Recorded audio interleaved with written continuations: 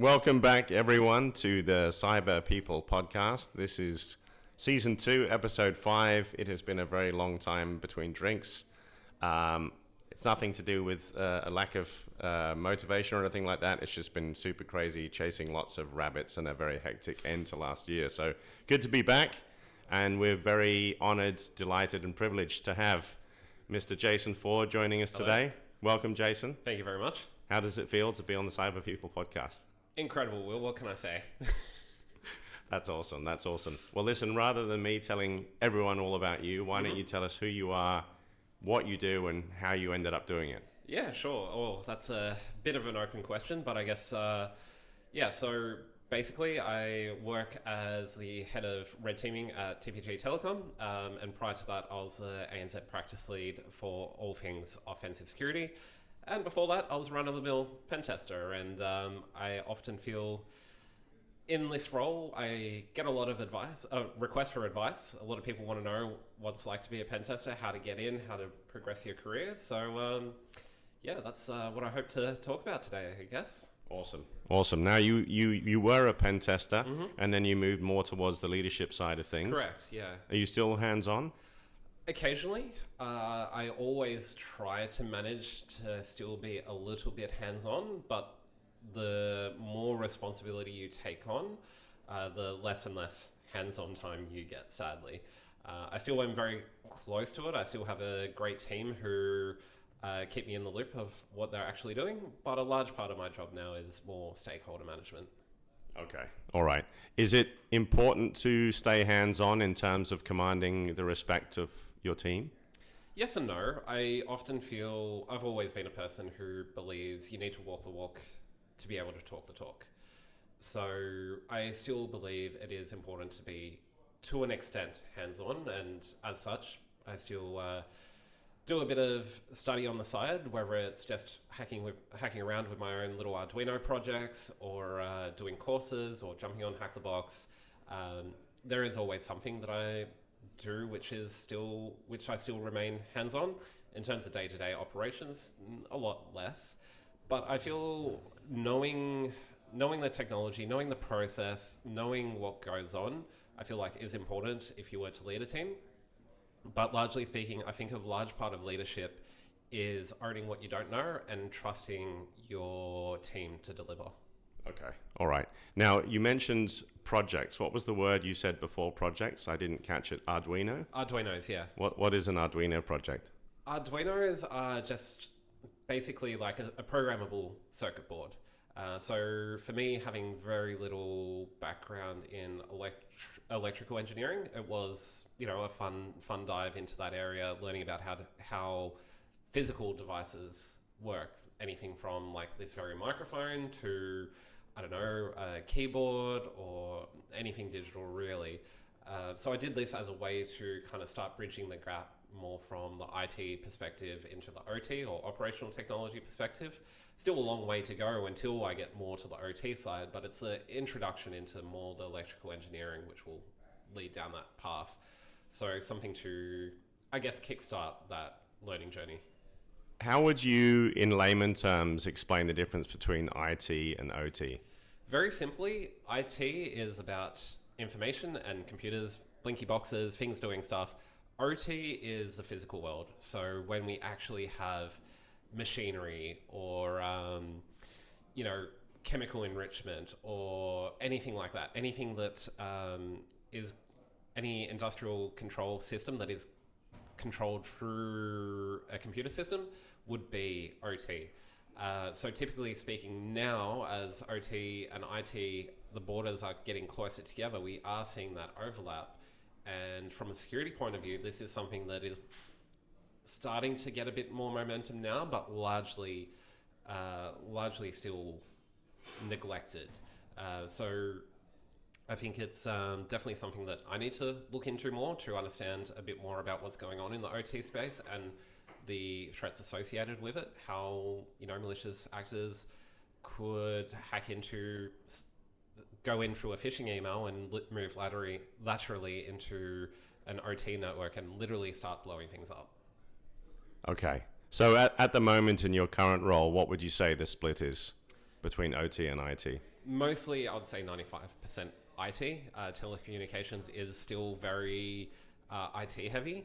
The 5% more so on your RANs, your radios, things like that, which I guess can kind of fall within the realm of OT, but not specifically. It's kind of its own little area, I suspect.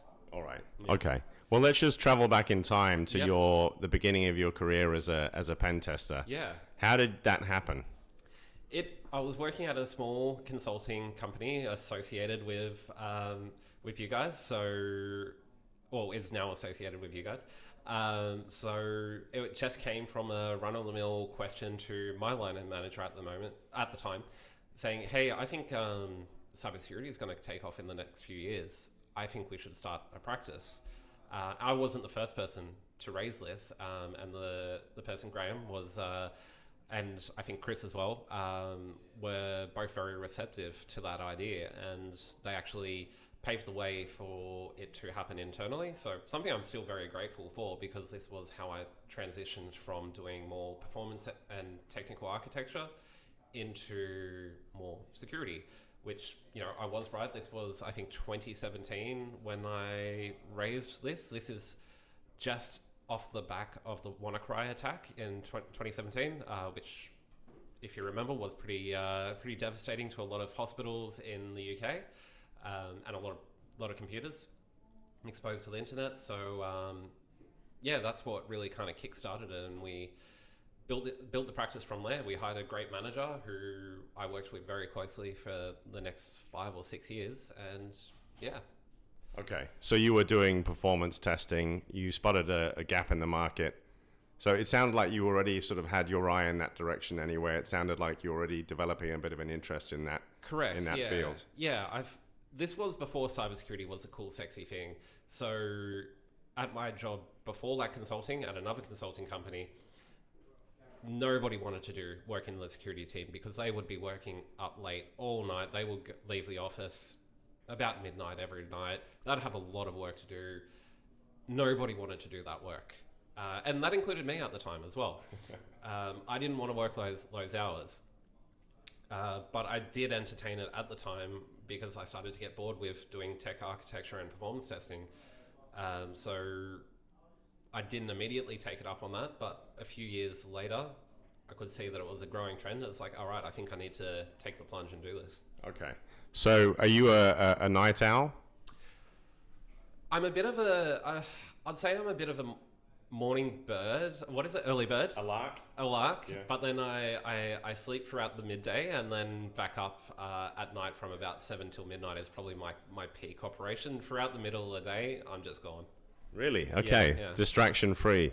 Yeah. Okay. So does that mean, how do you manage that when you've got team members who rely on you? Like, do you just switch into autopilot, zombie mode? No. I operate just fine throughout the standard working hours. But if I wanted to achieve that state of flow where I could be behind a terminal for hours on end, like when I did my OSCP, it would be morning, break throughout the day, then till late at night. Okay. Yeah. All right. Okay. He's not falling asleep in the middle of the day, TPG, just in case you're listening. He's fully productive. Don't worry about it. Okay, so was it like a commercial motivation? Did you see it as like a sort of business opportunity, or was it more technical interest? A bit of both. I largely thought it was a good way to grow my career, but also I thought this is just going to get bigger.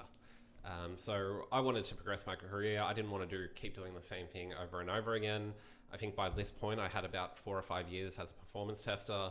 So I was looking for something new to do, something interesting, something that had a bit more depth, because performance testing, I found really, really interesting, especially when doing all the statistical analysis, it just became very process oriented and the same thing over again. And I needed a bit more spark, a deeper bucket, so to speak. Right. Okay. So how does one transition? That's a funny way of putting it. How does one transition from performance testing and the other areas of testing that you were in into pen testing? Like, what makes what does a pen tester actually do? Can you kind of talk me through a day in the life? Yeah, so I think pen testing is probably one of the things that is really misunderstood. I think a lot of people are attracted to the whole idea of being the elusive hacker, wearing a black hoodie behind a keyboard with blinky boxes behind them till the wee hours of the morning.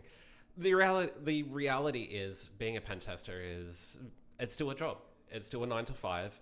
You still have to communicate with your clients or with your managers, set expectations, deliver the work, write reports, and largely speaking, it's still a technical job, but largely speaking, it's still another job. And I often think a lot of people don't really fully consider what being a pen tester is like. They might do a few things on like Hack the Box or Pen Tester Labs and think that their day job is going to be like that all day, every day, solving solvable challenges. But the reality is they're not like those labs. The reality is sometimes you can't break it, and sometimes it takes a long time to get anywhere. Sometimes you'll be banging your head against a brick wall all day and then at the end of the project deliver literally nothing. So I think what makes a good pen tester is the tenacity to keep going, but also being very, very good with rejection, because you might try 1,000 things on, let's say, on a web application, try 1,000 things and none of them work. And you've got to be okay with that. So long as you are sure that you've done everything you can and you've leveraged every attack that you think is possible across the attack surface, then you've got to be okay with that, even if your report just shows a bunch of informational findings. Okay. But I guess from a client perspective, that's good news, right? The fact that you weren't able to crack in or break it or, yes and no. No? Yes and no. So working over the hundreds of clients I have in this space over the past however many years, you come across your clients who want the big results. Who have very little confidence in their own system and expect you to break it. And when you show otherwise, then they don't believe you. Or, similarly, if it's across a network range, they're like, yeah, we've got holes everywhere, and they got to find so much. And then when you find particularly little, then it can feel like you're on the back foot a little bit, trying to justify why this took you so long, justify the expense and everything like that, because a lot of the time you, especially as a pen tester, think that you need to deliver results. And that's a good thing, because that's going to keep you going. That's going to keep you motivated. That's going to keep you probably working longer than what you are actually contracted to work on it. But on the other hand, pen testing, especially pen testing, is largely seen as a tick box exercise by a lot of project managers. And this is something that I'm trying to change working internal now. So traditionally, most pen testing is outsourced to, a consulting company, and they do the test, they flick back a report, yep, tick the box, we've done pen testing, we can have that assurance. And from a assurance and compliance perspective, that's all they need.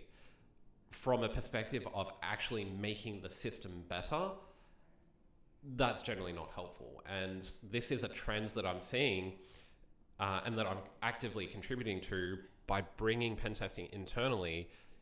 You're not under the same time pressure as consulting. You're not billing, $1,500 to $2,500 a day for your services.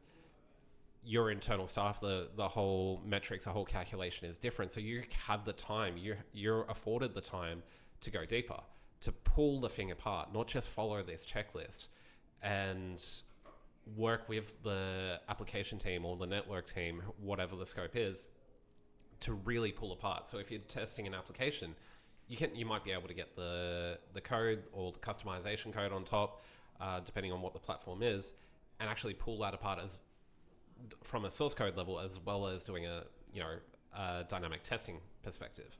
So I feel like having that internal perspective delivers far better value. It's not just this tick box exercise that pen testing has largely become. It's actually, let's make our product better. Okay.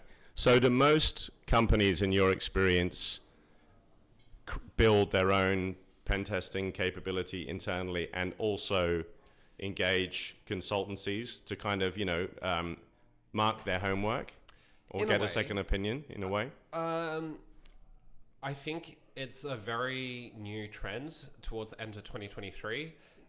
A lot of companies are building internal teams.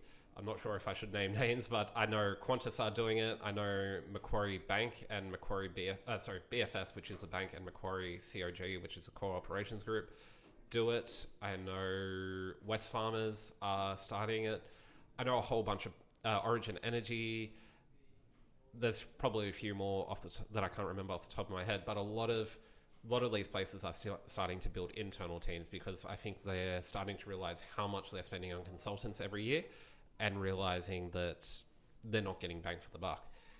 So, and then when it comes to, okay, do we get consulting? There's a few things that they might still need consulting for, whether it's compliance work. So PCI testing may be done externally. The condition is that it's functionally independent, so it's a gray area. There can be also surge demand. So if, for example, my team has 50 pen tests that they need to deliver by the end of April, okay, I'm going to need to use consultants. But largely speaking, I think, it's largely just for compliance, all that surge demand. Okay, all right. So your motivation to leave consulting and go on to enterprise was to make penetration testing or offensive security in general a much more integral part of the whole process. Yeah. And the scope of the work that you're engaged on is far deeper and far broader. Exactly. Okay. So if you look at the service offerings that these consulting companies are giving you, they'll give you a pen test, or they'll give you they'll give you a network pen test, or a web application pen test, or a mobile application pen test, or source code review, or config review, or something like that, right? They're very individually packaged services. They're not having and this isn't to do anything about the consultants themselves or the consulting companies. It's just the nature of going external. You don't have that ingrained connection with the team responsible for delivering this project.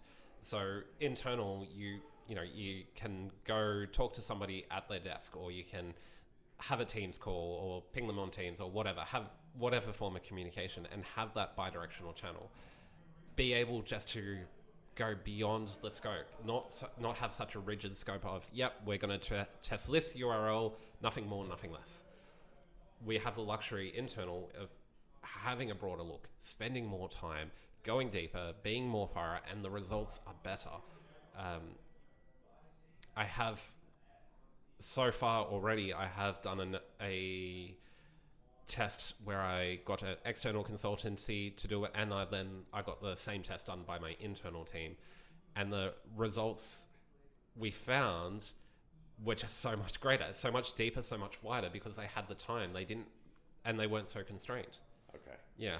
How often do you get contrary results? Do you ever come up with something completely different to what the external consultancy delivered? I wouldn't say completely different, no, but it's just, I think having the internal team just gives you far more depth and width in the scope. Okay. So you were talking about tenacity, I was reminded a little bit of Thomas Edison and his light bulb, thousands of tests, and it kept going wrong. Yep. But he just kept on doing it until finally he cracked it. So tenacity is very important. You mentioned rejection as well. There are some similarities with recruitment there. I couldn't help noticing. Yep. So what about creativity? Like as a penetration tester, pen tester, are you? Can you come at it any way you want? Can you be super creative in the way that you go about doing it, or are you typically using a specific set of tools a specific way? Yeah, that's a good question. A lot of the time, it is very prescriptive nowadays. I think we have our pen test frameworks. Pretty much every company will throw out the term OWASP Top 10, and you have to largely stick to that standard and that methodology using the same tools. I feel like pen testing is becoming more commoditized to the point where it's just, we don't need specialists anymore. We can just run these tools, run against this methodology and find out, because I feel like a lot of the heavy lifting has been done already through developing these tools. And especially when it is just on this endless churn of, pen testers working 5 days here, 3 days there, 2 days there, 7 days here, just on project after project after project. I often think they don't have the time and luxury to bring that creativity in. So I feel like pen testers can be creative. They can find better ways of doing things. They can go deeper on a new technology or web framework or whatever it is to try and find those novel exploits. But largely speaking, it's so commoditized to the point where, especially if they're in a consulting company, they need to be billable for 80-90% of the year. So they're not going to have that luxury. They're not going to have that time to have that creativity. Okay. All right. So if you're in one of the big consulting firms in the pen testing team, are you typically doing multiple engagements simultaneously? I can only speak for the consultancy I was in or consultancies I was in, and the direct answer to that is no. I think it's very unethical if you're double dipping, double billing for the same day. But sometimes, you can be working on a project and the project needs to pause, in which case you pick up another one and run with that until it resumes. And you might have to juggle between the two, but you're never dividing your time, you're never splitting your effort. You're still giving that full effort to the client that they paid for, as they should. But yeah, sometimes it's a bit of juggling. Okay.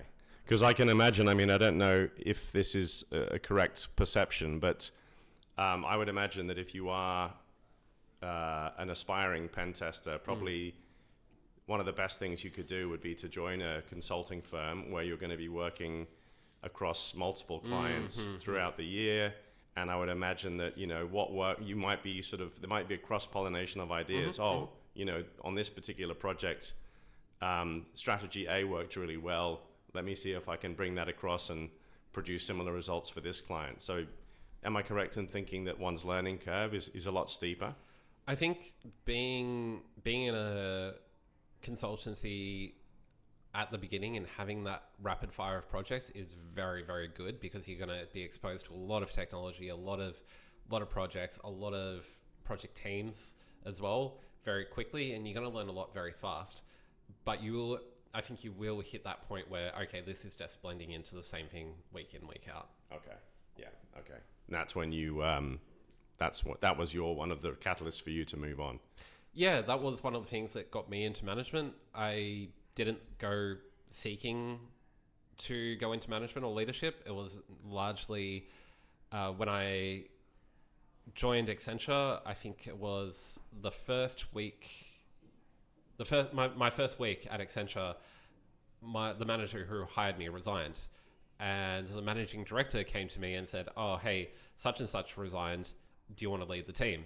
I'm like, "Mate, I've been here less than a week." Yeah. But he's like, "Well, because I had worked at Accenture previously, I knew how the place worked. I knew how statements of work are written. I know how all the internal billings and project management tools and everything, and how to run a team, because effectively I did that previously, or run projects." I was, pretty much voluntold to take that position. I thought, but it was great, and I didn't look back, because I figured I like interacting with people. I am a big picture person. I think pen testers are very much caught in the finer details, as they need to be.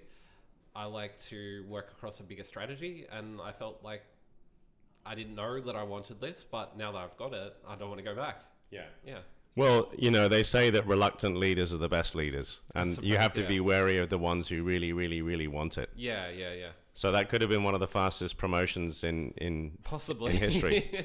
Okay. Yeah. Wow. Okay. Interesting. So you were talking about frameworks and OWASP. Of course, that is a ubiquitous word in this business.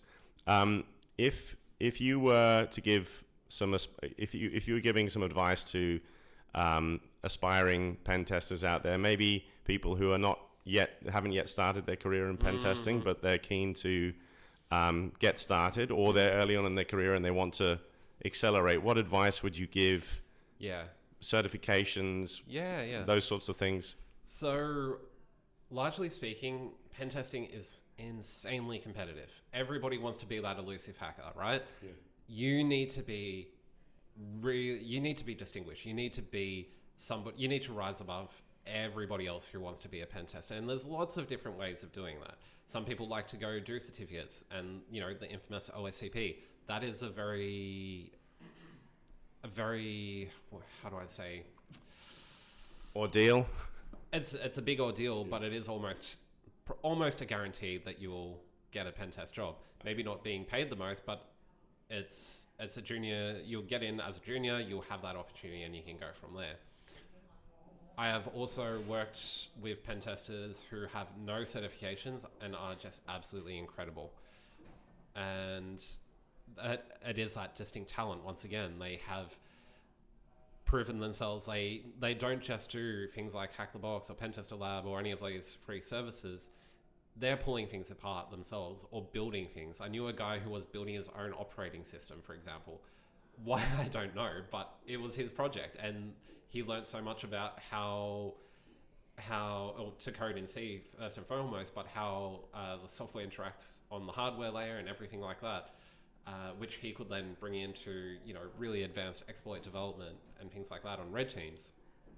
So I think it's largely speaking, if you want to be a pen tester, you need to be very tenacious. You need to live and breathe it. You need to want absolutely nothing else but this, and being willing to make the sacrifice. So when I did my OSCP, it was, I think, about 45 hours of study per week for 3 months. You can now do the OSCP over a year, but when I did it, it was 2 months plus I got another month extension.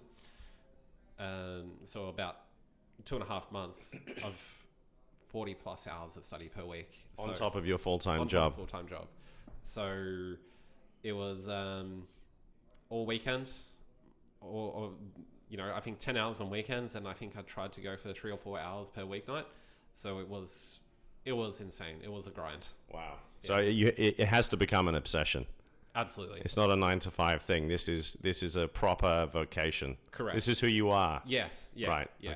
Okay. And I guess that's why the field has that identity, that strong identity, because people fundamentally really identify with. They work hard to achieve that. So yeah. Wow. That's impressive. So you didn't really see your family very much during barely. That? Okay. Or friends, or did anything other than just.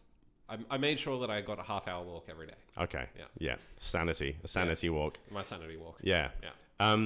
It's interesting what you were saying about this guy who was pulling things apart and doing all this stuff in his spare time. Mm-hmm. A lot of the clients that we work with will ask during interviews what people's personal projects are. What are they doing at home outside of office hours? And a lot of them will say, look, unless they give me some goods in those areas, I'm really not interested. Because they want that commitment, that obsession, that passion. Absolutely, and it's what I look for when I hire as well. So when I hired my team, I wanted to know what people were doing in their spare time, what projects. And I didn't care if they were doing, again, these free training platforms or building something of their own. I much more gravitated towards the people who were independent learners rather than the people who were told how to learn. I think there's a balance for sure. You don't know what you don't know, so you go do a course or certificate or something to learn that. But largely speaking, the people who are creating, the people who are finding better ways to do things or to reverse engineer things, I think those are the people that I want on my team. Okay. How technical do you need to be? Like if you want to be a very successful pen tester, do you need to be a developer, a coder? I think there is a large degree of coding in a area of pen testing / red team or offensive security. If you're doing source code reverse engineering or you're working on exploit development, then largely speaking, you need to be a solid programmer. If you are more keen on the actual evasion and exploitation path, not so much, but you really need to know, not so much as a developer, but still highly technical. You need to know how detections are triggered, what SOC teams are looking for, and how you can, effectively live off the land. It's not like in a lot of these labs where you throw on some malware tool and that will give you a C2 connection and you can run all your tools and go wild. It's a lot lower, it's a lot slower, it's a lot more tactical. What about, am I correct in thinking that before you got into offensive security, you hadn't actually worked in security at all? Had you ever done anything on the defensive side? I never worked in the defensive side, no. I think my interest in security testing came from performance testing. So performance testing is very scripting heavy. You're writing a lot of scripts in Python or in C. And a lot of the time when doing performance testing on web applications, you are working with those HTTP payloads, and it's like, well, what happens if I change this data input to this, which isn't available on the user interface, but if I changed it, would I be able to, for example, perform a request that only an administrator would be able to do? And it was that kind of curiosity that started me thinking, oh, maybe I can do this, focus more on this rather than looking at the performance side, but looking at the security side. Right. So that's kind of how I got into pen testing. I don't think at the time pen testing was such a thing as pen testing. It was more security testing, and it was still like under the umbrella of non-functional testing. So it didn't have that whole allure about it. It was just more so a curiosity that led me there. Okay. Because when I think about the applications that you're testing, there's so many different applications. They're written in so many different languages. You were talking about OT earlier, embedded systems. I know a lot of those are written in like C++ and so forth. So does one as a pen tester have to be a multilingual coder? Like, are you constantly learning new languages? I think so, to an extent. If you want to be just a run-of-the-mill pen tester testing web applications 9 to 5, then probably not. But that being said, if you want to specialize in testing web applications, then you can get really freaking good at it. You can learn a lot more about how web applications are built. I think the best way to learn to break something is learn how to build it first. So that gives you this unique insight on how to pull it apart, how to reverse engineer it. So yeah, in answer to your question, I think being somewhat multi-programming lingual is a requirement.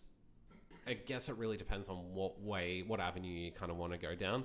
But I think largely speaking, you need to be highly technical, regardless if it's coding or not. Okay, yeah. Got it. And, you were telling that somewhat humorous story of joining Accenture as a pen tester, and then within your first week, you were made a manager because your boss left a week after you joined. I hope you didn't take that personally, by the way. No. I'm sure it has nothing to do with you. But very different skill sets, being a pen tester and then managing a pen testing practice. So how do you build and run a successful pen testing practice? Right. I don't know how I can sum that up in just one answer. I think there's a lot of different elements to look at it. There's a culture aspect. I felt like pen testers need to feel like they're working in that collaborative, fostering environment. Otherwise, they're going to go somewhere else. And I had a lot of resignations when I took over. And that was largely, I think, because it was an acquisition that I was thrown into and started managing. But I also think, it was just largely about the culture fit from being a niche independent pen testing firm into a big corporate mega company of nearly 1 million people called Accenture. So I think largely speaking, people didn't like being microscoped. They didn't like having chargeability targets and stuff like that. So a lot of them left. That taught me that pen testers themselves need to have that environment where they can feel like they can keep pushing the envelope, where they are supported. They don't have to be billable every second of the day. And largely speaking, that was one of my biggest challenges when I worked at Accenture, was to maintain that collaborative, fostering, fun environment while still managing the targets set by the business. No one likes KPIs, right? Nobody likes KPIs. But across from the people side, you have, the more business side, the finance side. How can we justify keeping a team of X amount of pen testers when we might not be bringing in this much money, or when the peaks and troughs of pen testing projects, which is consistent across everywhere I've worked in consulting, the peaks are high and you're struggling to schedule everything in, and the troughs are so low, everybody's sitting around and you're being asked, you have that pressure. Why are your staff sitting around? You're going to have to let somebody go if things don't improve.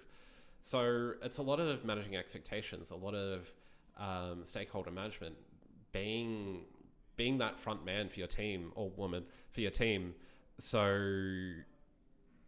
they don't see these pressures that come externally. You be their shield in a way. So it almost sounds like a law firm. You have to be constantly billing the client. So did they have to, on an individual level, did they have commercial responsibility, or was that all on you? That's a bit of both. Okay. The way I structured things, and not singling out Accenture, I know every consulting company is like this, and it makes sense. Companies need to make money. Why would we pay salaries for people who aren't making us money, right? That's fair enough. The way I did it at Accenture was I just had my team forward any emails about chargeability or anything from HR or anything to me, and I would handle it. I would manage the business. I would manage them, so they didn't have to manage themselves. So they could focus on doing what they wanted to do. They didn't have to worry about their targets. They didn't have to worry about, well, of course they still had to do mandatory training, but largely speaking, I kept them as shielded from the rest of the business as possible. Okay. I was interested in what you were saying about peaks and troughs, like any other economic cycle. Yeah. There's no difference for offensive security. Am I correct in thinking that the peaks are right before regulatory deadlines and things like that? Like, what's driving that cycle? A lot of the peaks tend to happen towards the end of the financial year in Australia. So, your April, June, July are generally flat out as projects are trying to finalise things before the end of the year and use budget before it's gone. And on the opposite side, around the end of the year to start of January is generally very slow because a lot of companies are under change embargoes. They don't want any high priority incidents over the holiday period. So a lot of them go on to change freeze or embargoes. So there's not that disruption to the business, but as a result, the consulting companies that send people out to do the pen testing or performance testing or whatever it is tend to have to bear the brunt of that for a little while. Okay. Yeah. So Q4 is the busy season? Q4, financial year, Q4, yeah. Okay. Tends to be busy, and end of quarter two tends to be quite slow. Okay. Yeah. All right. Great time to book your time off, pen testers. So you mentioned that soon after you took over the reins from your departed boss, a lot of people left. Yeah. Which is not uncommon in changing of the guard. Some leave to follow their previous manager. You had to build it back up from scratch. Yep. How did you go about doing that? So I think this is one of the things where having a strong network is very, very important. And as a techie earlier on in my career, I was just like, I just want to be behind a computer. I don't want to have to network. I don't want to have to talk to people. In my junior years, I was a bit arrogant that way. As I progressed through my career, I noticed your network is everything. And I've never applied for a job. I've always been headhunted. Even from the end of uni, I was headhunted into Accenture. So I've never applied for a job. And largely speaking, that's because of my network. I've been able to move around. I've been going from great job to great job, largely because of my network. So in answer to your question, building that team back up largely came from, okay, who do I know? Who do I know in this industry? I go to, not as much as I should nowadays, but I go to Sec Talks, which is industry-wide networking events for security. I speak at CyberCon every year generally, and I go to B-Sides and all of these conferences and anything where I can continue to maintain my network. So I hired a whole bunch of people who either I knew directly or indirectly, and a few people I didn't know at all, but they stacked up both technically in the tech interview as well as, or the tech assessment, as well as interpersonally. And, I feel culture fit is extremely important and having a good mindset. So it was largely just hiring people back up and expecting a few more that I had to fall off because I knew they were unhappy, and that's okay. I was okay with them moving on to bigger and brighter things or where they wanted to work. So a large part of that was maintaining that relationship, not getting sour with the people who I knew were on their way out, as long as I knew they could still deliver their work. And yeah. Well, that's the attraction part. That's the getting them through the door. Mm-hmm. What about the retention part? Once they're through the Yeah, door, how yeah. do you get them to stay there? Retention is difficult because maybe not so much nowadays, but between 2020 to about 2022, maybe a little bit of 2023, salaries were going through the roof. And I jumped a couple of times throughout that period as well to chase the bigger dollars. So retention is difficult, but having a strong culture is important. So maintaining, that collaborative environment, making sure pen testers rock up to work every day and they're talking to other pen testers. I know a lot of people hate it, but I think collaboration days in the office are extremely important because you work on things together, you shoulder surf, you come up with ideas together, and it's really, really, really productive. Also, if you are providing some sort of training or certification path and career progression, then I think that's extremely important. Pen testers always like to grow. They always want to do the next certificate, or they always want to do some hack the box or something in their free time. So providing that for them to do is super important, because most pen testers don't go do their OSCP and then call it a day. They're always looking forward.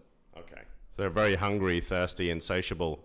Absolutely. Specimens. Mm-hmm. So this is probably a good segue into red teaming, because I would imagine a great way to retain excellent pen testers is to develop them into the red team. Yes. What is red teaming? How does it differ to penetration testing? Yeah, so we're all speaking the same language. Red teaming typically is seen as adversary simulation or emulation, and I won't split hairs here between the difference.